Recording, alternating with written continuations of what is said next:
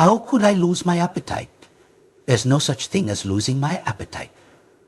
Father, a man of about 50, said nonchalantly to mother, without a care for who might see.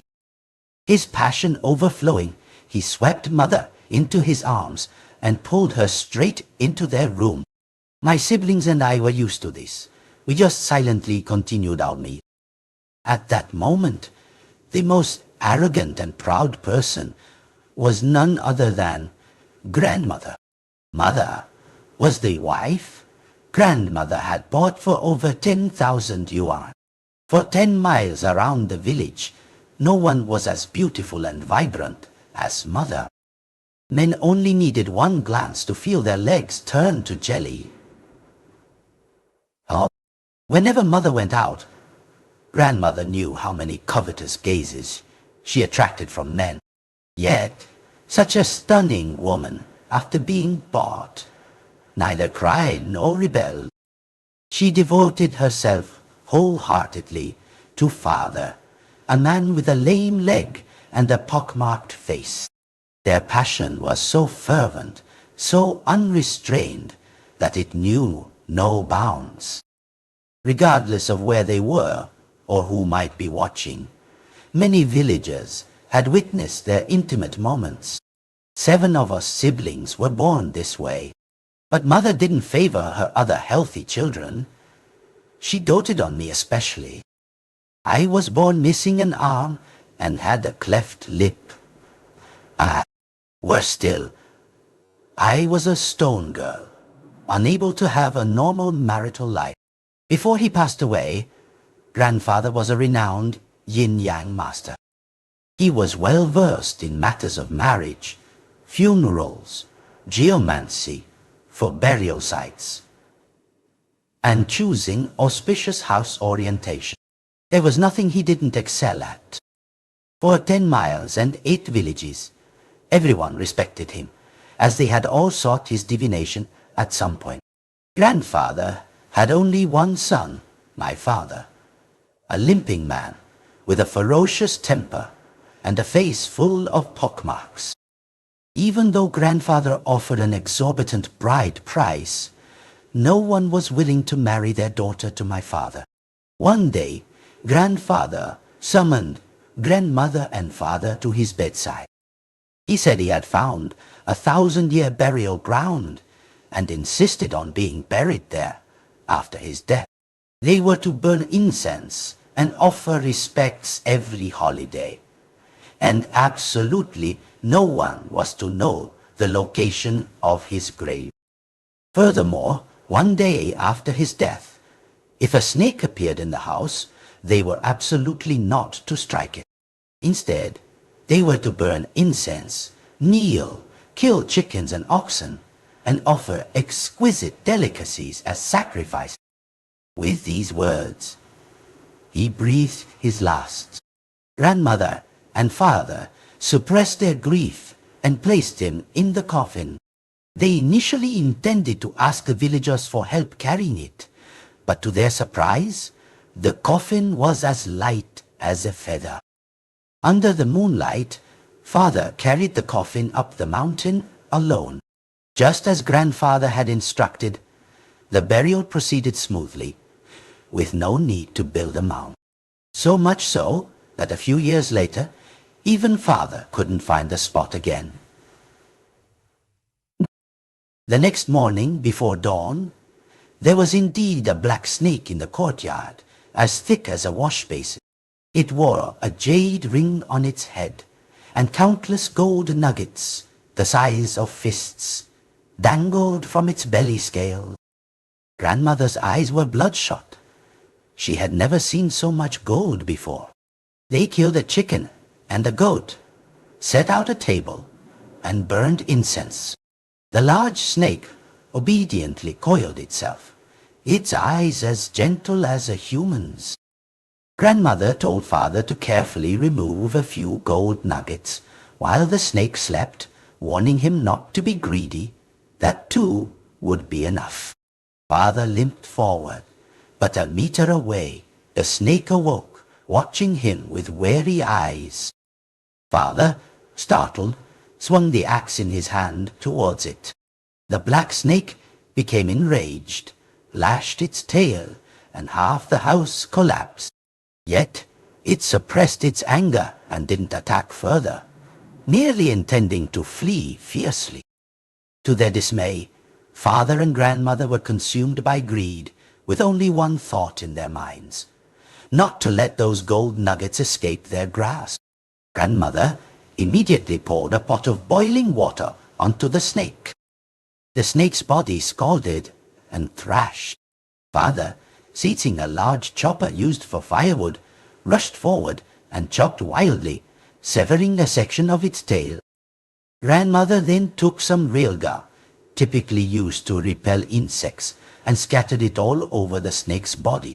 Instantly, white smoke hissed and billowed.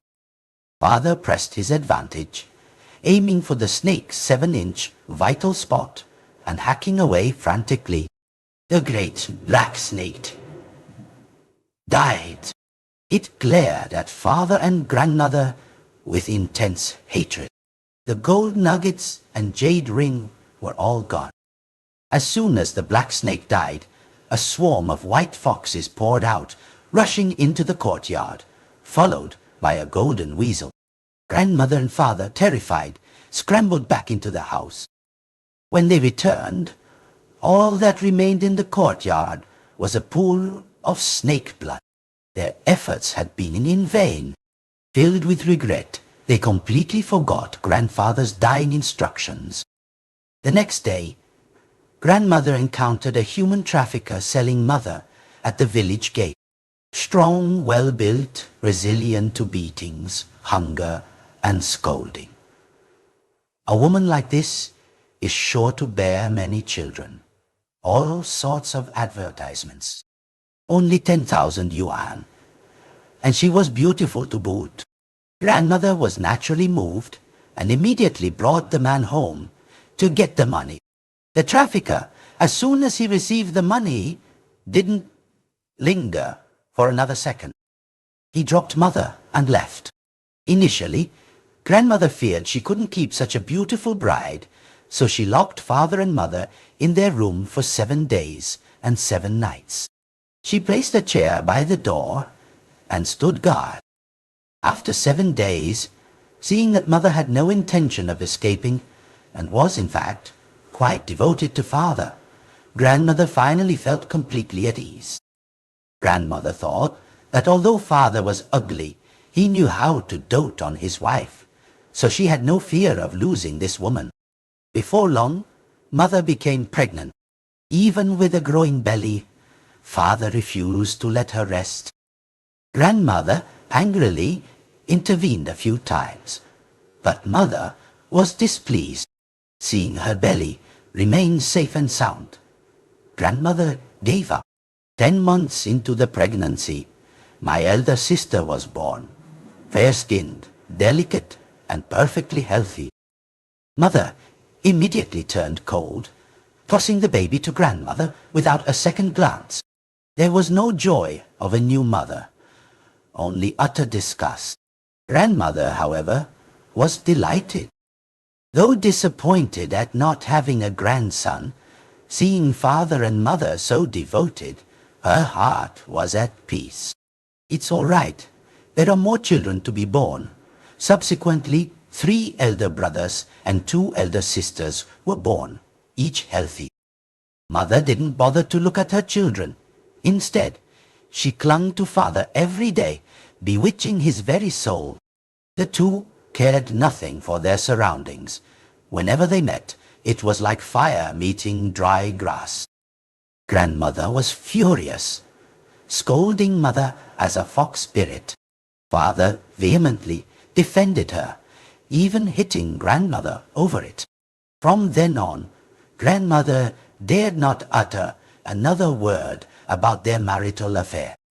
When I was born, grandmother saw my congenital disabilities and cried out to heaven and earth, intending to abandon me. But mother cradled me like a precious treasure. No other child had ever captured her attention so much. Father, wanting to please his wife, wouldn't let grandmother abandon me. This continued until I was 8 years old. No more children were born in our house. My elder sister, at 18, dropped out of school, claiming to work and earn money, but instead she loitered with several flirtatious men. 3 months after leaving school, she became pregnant. Grandmother and father were enraged, but I only saw mother covering her mouth, smiling faintly. I had never seen her so pleased before. 2 months after the abortion, my elder sister was diagnosed with uterine cancer. Mother suggested opening a medicinal tonic soup shop to earn money for her treatment. Grandmother vehemently opposed, claiming mother was useless, just a lazy woman who clung to men all day. But she couldn't stop father, who wanted to please his wife. So grandmother's protests were in vain. After 3 days of renovations, mother hung up a sign for Felicity and Wellness medicinal cuisine right at home. The large pot in the kitchen, big enough for 3 or 4 people, bubbled with broth. Its fragrant aroma spread throughout the village, making everyone crave it. The soup was sweet with meat, and the meat was tender and smooth. Villagers only needed one taste to want nothing else. Customers flocked to the house for soup, and good word spread far and wide. People from the city even drove specifically to enjoy it. It was strange that no one ever saw mother go out to buy livestock, yet the cattle pen behind the house was always full. Initially, only mother cooked the soup, but later grandmother joined in. Her soup was even more delicious, even more enticing. Grandmother earned more and more money, but she grew thinner and thinner, her eyes becoming sharp, even harboring malice and an evil aura. Gradually, mother stopped cooking and never entered the kitchen, instead spending all her time playing with me. She spoiled me utterly, giving me whatever I wanted. The business prospered. Grandmother was very satisfied with her daughter-in-law, no longer criticizing mother for only clinging to father. In less than a year, grandmother moved to town. The Felicity and Wellness medicinal cuisine shop expanded dozens of times, bustling with customers from morning till night. Too busy to manage, grandmother hired many employees. But she handled the kitchen alone, absolutely not allowing anyone near it. Everyone thought she feared revealing her secret, so they kept away from the kitchen, not daring to peek inside for fear of suspicion. Father would visit grandmother in town every few days, but most of the time he stayed in the village with mother.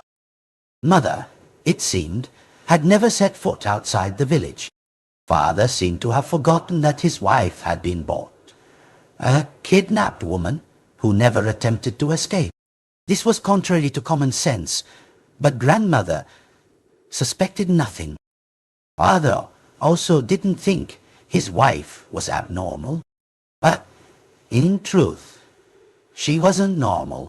Strange animal fur often appeared on my body, even though we had no pets.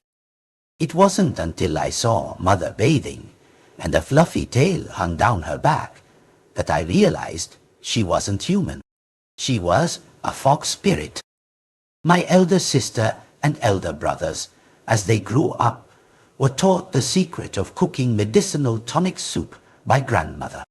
Felicity and Wellness medicinal cuisine branches were everywhere in the city. Not a single shop wasn't packed with customers. But their demeanor grew increasingly sinister, bearing the aura of murderers, just like everyone else in their family. One day, mother went into the back mountain again. Lately, her trips to the mountain had become more frequent. Each time she returned, her eyes were red-rimmed, and she often demanded intimacy with father. Father was also summoned by the village chief. I knew why. The village chief had coveted Mother for more than just a day or two. All the men in the village, even the unmarried ones, were bewitched by Mother. I sat alone in the courtyard, basking in the sun, my mind wandering. Mai Ji, Jiang Mai Ji. A ponytailed girl, nibbling on melon seeds, called my name from behind the fence. But I didn't know her. Talking to strangers was against my principles. The girl quickly climbed over and squatted in front of me. There. Sk.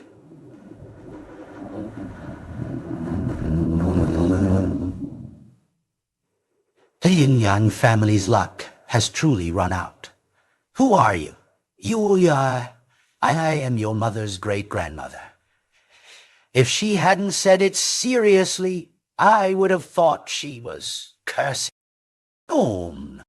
A clap of thunder echoed, and the 100-year-old Sephora tree outside the courtyard crashed down, startling me.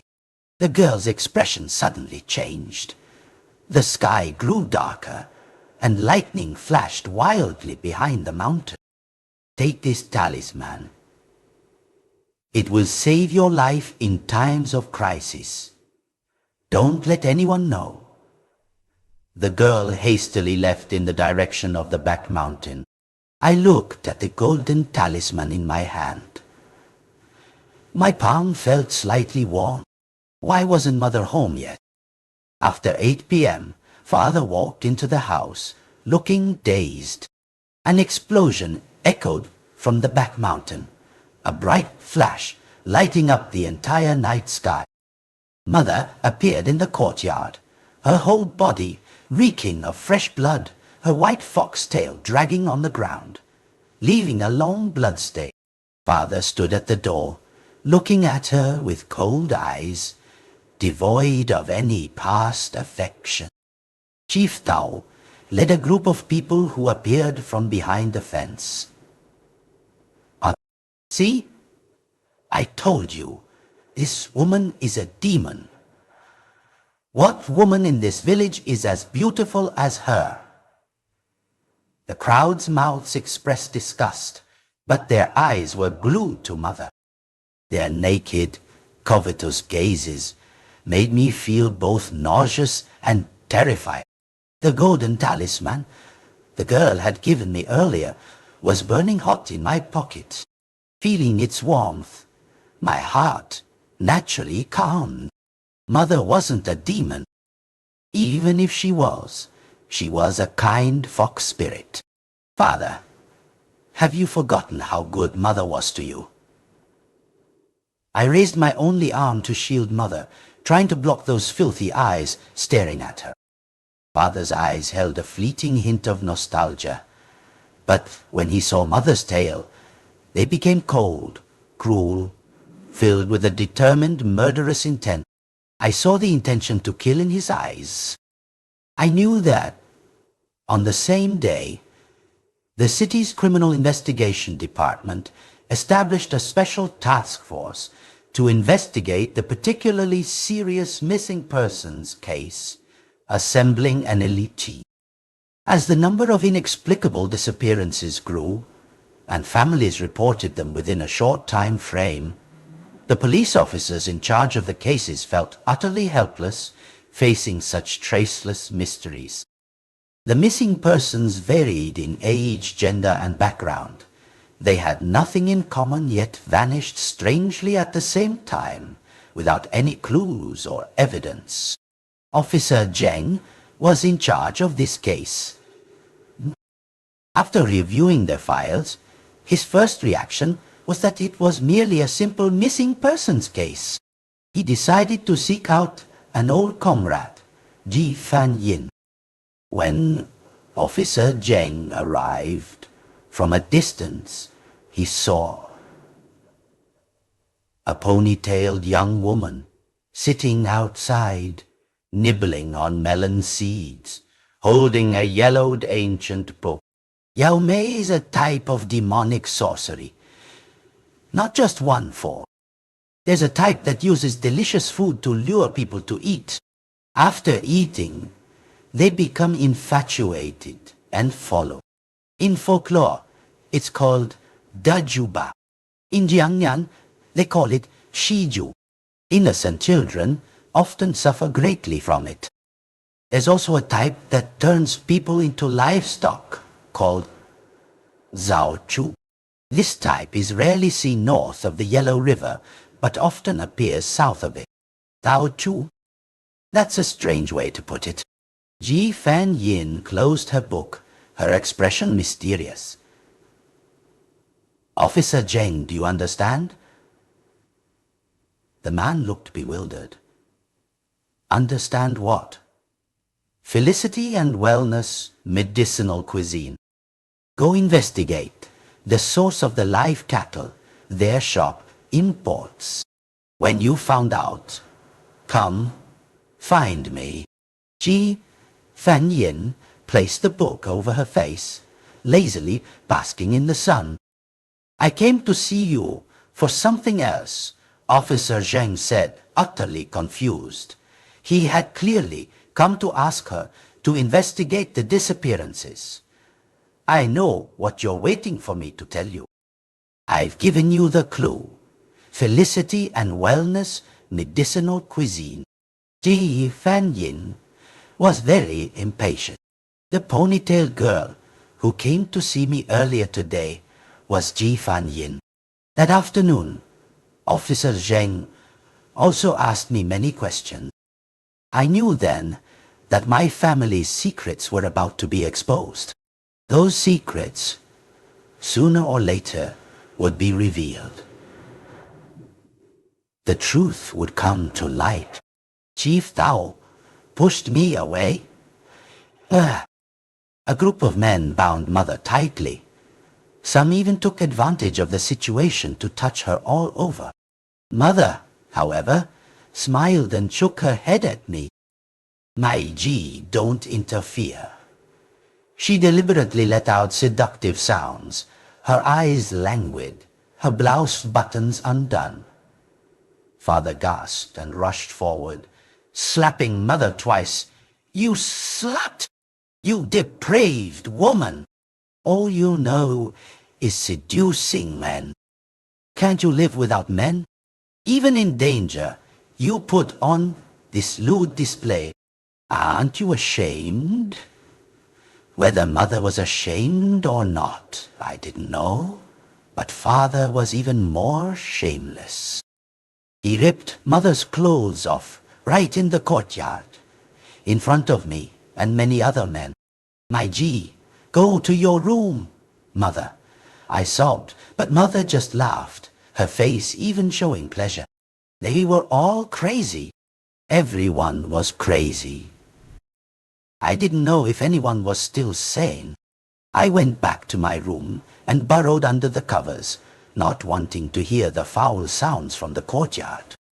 Old Jiang, in the end, women are just toys for men. The village chief laughed, rubbing his hands together obscenely. You lot are just leftovers I don't care to play with anymore. Do whatever you want. Father, pulling up his pants with a look of disdain, felt immensely smug. For years, which man in the village hadn't envied him for marrying a wife like Mother? Others might not have known for sure, but behind their backs, which of those men hadn't fantasized about Mother? At this moment, his self-satisfaction reached its peak. Mother laughed louder and louder, her joyous laughter echoing everywhere, piercing my ears. Moo! Moo! Moo! Jiao! I heard the sound of cows, seemingly more and more of them, all in our courtyard. Curious, I opened the door and peeked out. The village chief and the others were gone, leaving only a courtyard full of cattle. Father's eyes widened in horror, his face terrified as he watched Mother herd the cattle into the pen behind the house. In the courtyard, only various clothes remained, all belonging to the village chief and the others. Demon, fox spirit. Oh no, it's my wife, your wife. We were once husband and wife. You can't kill me. I cannot touch you right now. It's not yet time. The bloody scent on Mother's body seemed to have completely vanished. Her face, originally pale from blood loss, was now flushed again, and her foxtail had disappeared. A fox spirit truly is the best at seducing men. Mother looked smug. I didn't quite understand the meaning of her words. A fox turns its head not to repay kindness, but to repay vengeance. Guess if I'm here to repay kindness or vengeance. Mother gripped Father's chin forcefully, her fox eyes cold and terrifying. Father struggled, trying to escape her control, but couldn't move. Jiang Mai Ji, kill your father. I was startled, filled with immense terror. What are you waiting for? A daughter, killing her biological father. The heavens and earth would shudder. It's unforgivable. That's excellent. Mother forced a knife into my hand, gripping my hand tightly, intending to plunge it straight into Father's heart. Stop! Grandmother, wearing a paper funeral shroud, rushed in. This type of paper is usually burned for the dead. Wearing it when alive is very inauspicious. She ran so fast that before I could react, a black needle plunged straight into the center of Mother's forehead. The moon suddenly shone with a strange red light. I saw countless golden weasels swarming from all directions, thickly crawling across the courtyard, on the walls, on the roof, everywhere. They carried Mother, who lay motionless, her fate unknown, and ran towards the mountain at an astonishing speed. Maiji, quick, kill all the cows in the back courtyard. Huh? So many? I don't dare. Grandmother's voice was urgent and cold. I looked at the knife in my hand. I didn't know if it was an illusion, but it was emitting a faint black aura. If you don't kill them, we'll all die. Then why don't you go yourself? My mind suddenly cleared. The more I looked at the person in front of me, the less she resembled Grandmother. Her cheeks were flushed red, and her mouth was abnormally red too. Her voice carried a piercing quality it had never had before. The cattle in the pen bellowed wildly. Grandmother pushed me towards the back courtyard with astonishing strength. The golden talisman in my jacket pocket burned through the fabric, scorching my skin. When I pulled out the golden talisman, the grandmother in front of me screamed, then spontaneously combusted like a paper effigy, turning to ashes in an instant. This reaction was certainly not human. It wasn't my grandmother. A living person couldn't burn so quickly. The blade of the righteous soul-slaying saber, now in my hand, was also chillingly cold. The chill permeated to my bones, hurting so much that I gritted my teeth and let go of the blade. Soul-slaying saber. Who dare steal my things? The pony-tailed half-immortal Ji Fan Yin suddenly appeared silently behind. Her face at this moment was even darker than the blade. The cattle in the pen suddenly became violently agitated, their bellows unceasing. Father screamed for help. I rushed back to the front courtyard, but it was too late. Father lay naked in a pool of blood, his body cut in half. Da Kui, the half-immortal's apprentice, screamed to the heavens, utterly enraged. I didn't understand why she was so angry. That was my father, not hers. But Apart from feeling nauseous, I felt no sorrow or anger. Father truly deserved such a brutal death. Grandmother, I chased after them, but couldn't catch up. That thing seemed to be escaping from our ghost mansion mountain. Da, Kiwi, jumped from the rooftop, her large frame and simple expression scratching her head. Only I didn't understand how Ji Fen Yin could be so young. Yet Da Kui called her grandmother. I followed them into the city to find grandmother and my siblings. When we returned to the village, the entire village was shrouded in thick darkness. Not a soul was in sight, not even a dog's bark. The surroundings were eerily quiet. You've all been dead for a long time. All dead for a long time. I didn't understand. The village chief and everyone I saw that night, were they all ghosts? Just as you think. Ghost livestock soup. That's not something to drink. How could those who drank it still be alive? Taste it. Taste it carefully. Taste it. Taste it carefully. Taste what? I drank it too. Am I a human or a ghost now? I remain silent. At this point, it was hard to tell if I was in the living world or the underworld. Were the people who drank soup in that house real people or ghost souls? Moreover, I didn't know the origins of the two people in front of me.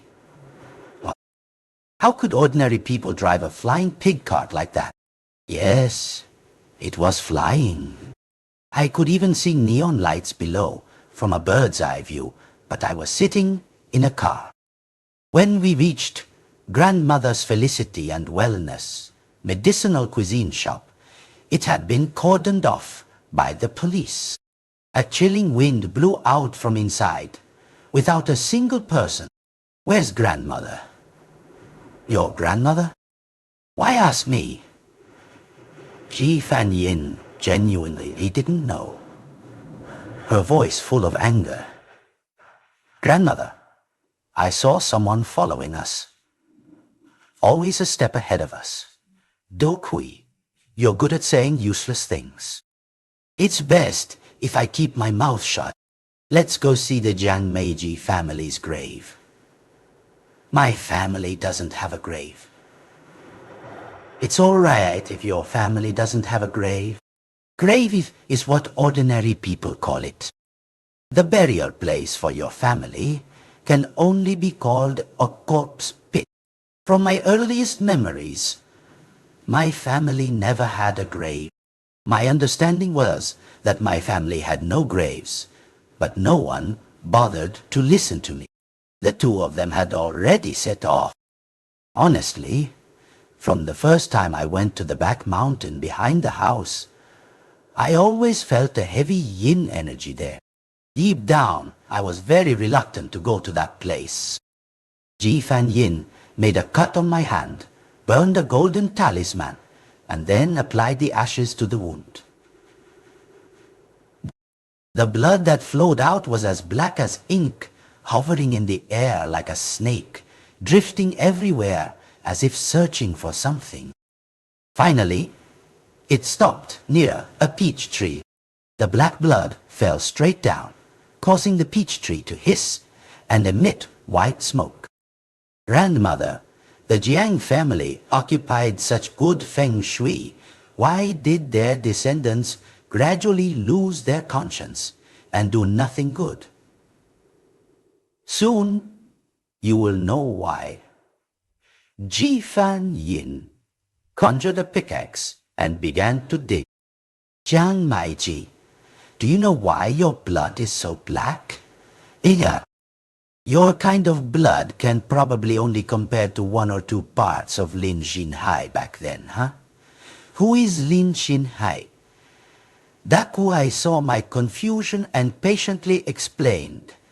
Lin Xinhai was a notorious criminal who committed 26 heinous crimes, killed 67 people, injured 10, sexually assaulted 86.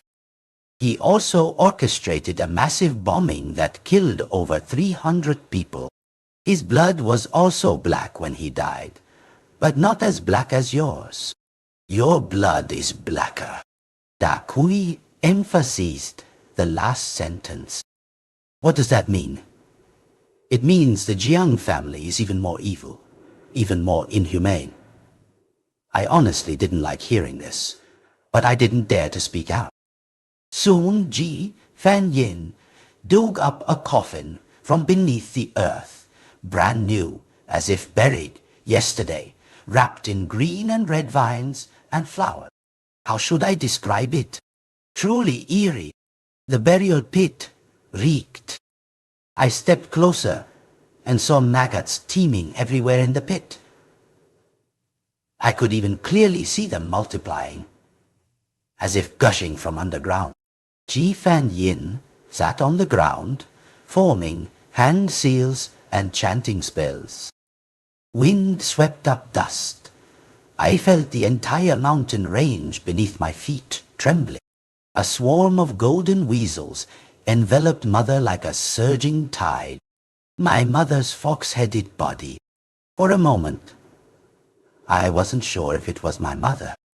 The golden weasel seemed very afraid of Ji Fan Yin, standing far away, kneeling in rows, trembling. Hu, Piao, air. Hu, Piao, air. Wake up. Wake up. I have something to ask you. Da Kui brutally kicked Mother. Honestly, this action was very undignified, but I was angry and dared not speak. Grandmother, tell me, heaven has its way, beasts have their way, humans have their way, all things have karma. You defied the way of heaven, rebelled against the way of beasts, destroyed the way of humans. What is there left to explain at this point? You said, explain. What else can I say? Well, since I'm free, tell me your story. Who knows, maybe I'll soften and forgive you. Ji Fan Yin leaped up, sat on the coffin, and pulled out a handful of melon seeds, looking ready to listen to a story. Oh well, truly outrageous. In this situation, she was still snacking.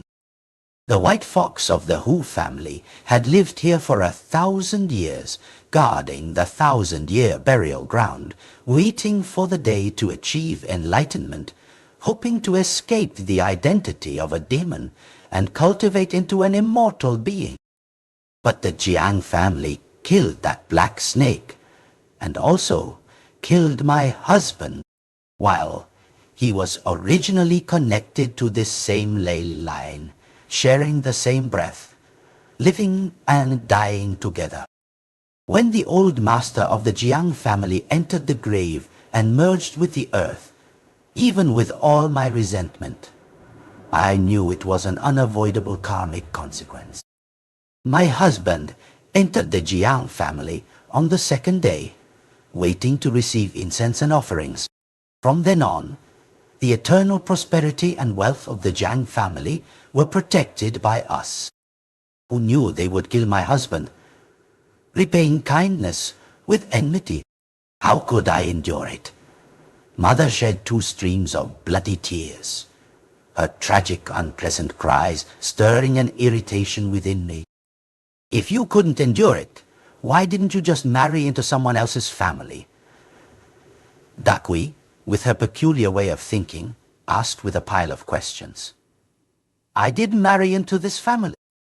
Otherwise, how could the Jiang family's luck have plummeted so quickly in such a short time?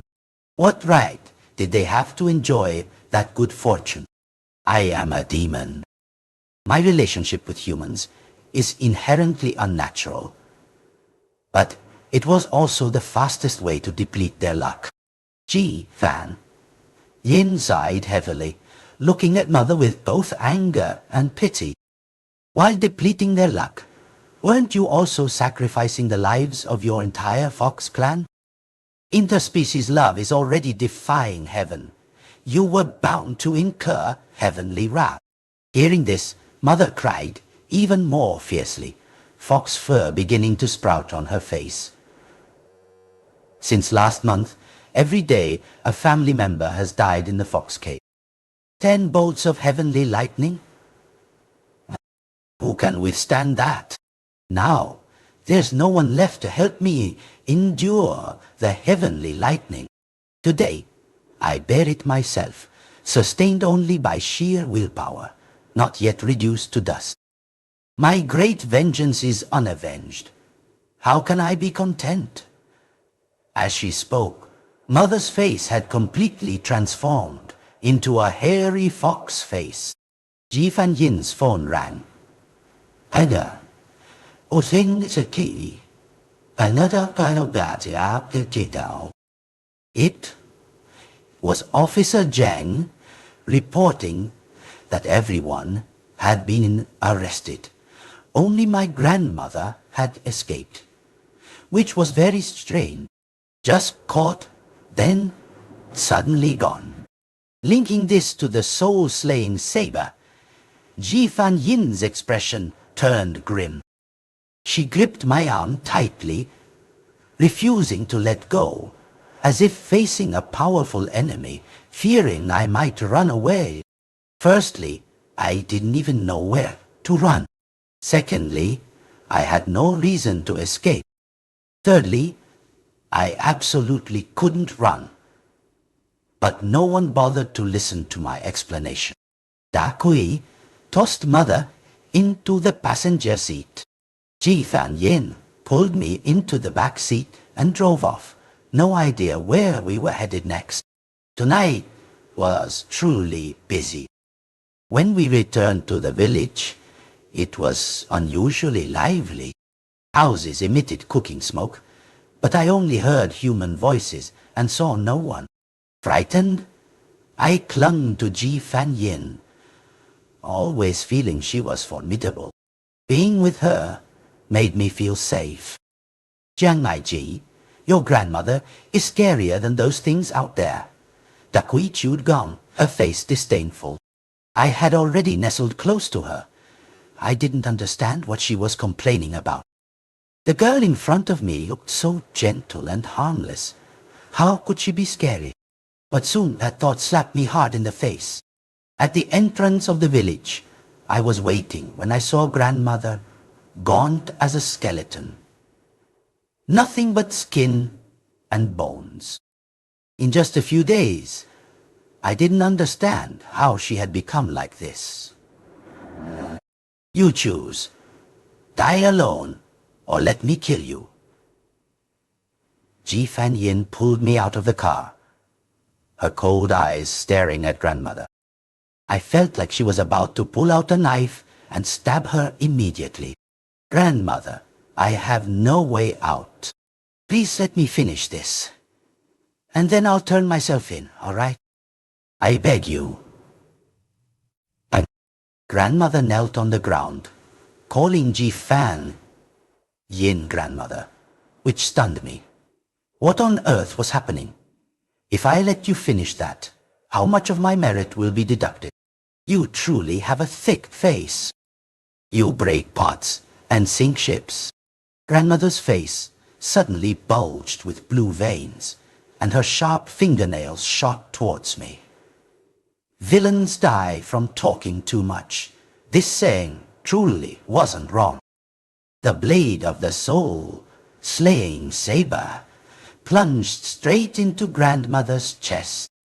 I watched her fall to the ground, her body rapidly shrinking until only a layer of skin remained, like a snake shedding its skin. But her head still retained grandmother's form. Could grandmother be a snake demon? Or was she never human? To begin with, grandmother, why didn't you kill me immediately? And that paper figure back then, was that also your doing? Don't call me grandmother. I am Mo Yao. Then where's my grandmother? Your grandmother? Go ask her. Honestly, why did I have to endure this? Even Da Kui was looking at me with a smirk. What a bunch of lunatics. You atoned for 300 years. Why are you doing this now? Just let it be. You Kiao, it won't spare the Jiang family either. You're risking your life. It's not worth it at all. So stupid. Ji Fan Yin shook her head, looking regretful. Hearing that, I also thought she was truly stupid. Calling herself Mo Yao sounded so impressive. But her mind was a mess. If I didn't know, fine. But now that I know, I can't stand by. He's my biological brother. To die so tragically and for me to do nothing, would I still be human? You're not human to begin with. You're a snake. I couldn't help but correct her. This snake must have brain problems. You're the snake. I'm a flood dragon, a Jiao. You know, many times stronger than a snake. I recalled grandfather's writings. Flood dragons are snakes that have cultivated but haven't yet transformed into dragons. If they cultivate their character, they can still become dragons, but for now, they are still demons. I always felt that this snake was doing these things not for a simple purpose, but it stubbornly refused to say, so I was at a loss. Mo Yao's younger brother, the snake that grandmother and father killed, was originally dedicated to cultivation. First, he didn't kill. Second, he had just shed his skin at that time, making him weakest. I couldn't stop thinking, if he had swallowed grandmother and father then, would any of this have happened? Even Ji Fan Yin said she couldn't predict it. All things have karma. Perhaps it was the great snake's misfortune, or perhaps the Jiang family's tribulation. Who could know? As dawn broke, the entire village was surrounded by police. The number of human bones collected was piled high like a mountain. Forensic doctors confirmed they were all human bones, but couldn't form complete skeletons. Quantity was too vast. Skulls alone numbered over 1,000. The bones of those previously mysteriously missing were likely all here. I was taken to the station for interrogation, but knew nothing. I truly knew nothing. But the fact that my siblings and grandmother opened the Felicity and Wellness medicinal cuisine shop, using demonic arts to transform people into livestock and harm them en masse, was true. Because the case was too bizarre, to avoid causing public panic, the filers were not released. My family members were all sentenced to death, executed immediately. It truly satisfied the hearts of many. The village was sealed off. I couldn't go home, so I stayed in the cave in the back mountain. As a Jiang family member, I was now like a rat fleeing across the street. Everyone who saw me wanted to stomp on me and spit. Living in the cave was fine. Every night, I heard the mournful cries of foxes and the hissing of snakes in the forest. My mother and Mo Yao were both dead, but I knew their souls had never left. This was the result of Ji Fan Yin's leniency. She said she rarely did good deeds. Mother wanted to imitate Daji, a fox spirit who transformed into a beauty to seduce King Zhao, doing all sorts of evil just to destroy the Shang dynasty. My mother only wanted to destroy the 1,000-year luck of our family. Grandfather's dragon's lair burial site. The Jinyang descendants were supposed to achieve great things for generations. Who knew grandmother and father would have their minds bewildered by a ghost, committing a grave error that harmed themselves, others, and destroyed both the fox and snake clans. Mother didn't truly love me either. My birth with congenital defects proved that the Jiang family's luck was rapidly declining. Her conspiracy was nearing success. The Zhao Chu spell was something she suggested to grandmother. If grandmother hadn't given in to greed then, hadn't harmed people, mother would have been powerless. Who knew grandmother was mad for money, killing people without batting an eye? The Jiang family's luck plummeted quickly. Grandmother's contribution was not small. I knew that in hell, upon meeting grandfather, she would surely be beaten black and blue. No, I thought again. In hell, there's only grandfather. Grandmother and the others aren't even qualified to go there. Grandfather was truly pitiful. I heard he had already reincarnated. As for grandmother and her accomplices, they were dragged back and thrown into the 18 layers of hell. I don't know where the ghost mansion mountain that Ji Fan Yin mentioned is. Da Gui said it was even scarier than hell, hoping I would never know such a place. My grave is in the large burial ground, where the bodies of my mother and Mo Yao are buried. I erected spirit tablets and burned joss paper. And in the future, I will offer sacrifices to them so their souls can cultivate there. I only told Ji Fan Yin that they had done wrong, committed heinous crimes. The path to cultivation would be thousands of times harder. But if I could complete my task, I could also live for another 1,000 years. Many years later, one night, I heard voices echoing from the burial mound. Mo Yao, my heart only has your younger brother. I truly only see you as an older brother. Hu Kiao, can't you try to look at me just once? I suddenly understood. A demon waiting for a younger brother's revenge was false, but many were just waiting for the one in their heart. Thinking of demons entangled in such emotions, sibling love, a love triangle. No wonder that night the paper grandmother injured mother. It was just to make her shed less blood, to reduce her sins. The paper figure made me kill the cows. Also just wanted me to be sentenced to death. Only when humans executed me would the Jiang family truly be wiped out. But even if I'm not dead now, the Jiang family can absolutely not rise again.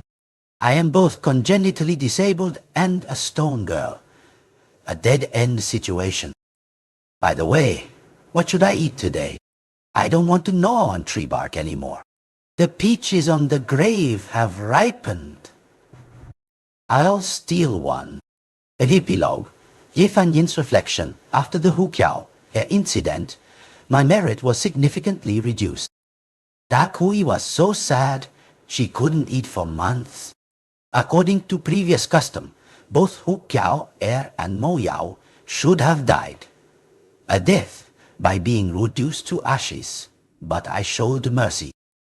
Guarding Ghost Mansion Mountain for 1,000 years, I also atoned for 1,000 years. I don't know when the end will be. What is merit? It seems the more I accumulate, the more meaningless it becomes. I spared Hu Kiao life, but lately, I often wonder who will spare my life.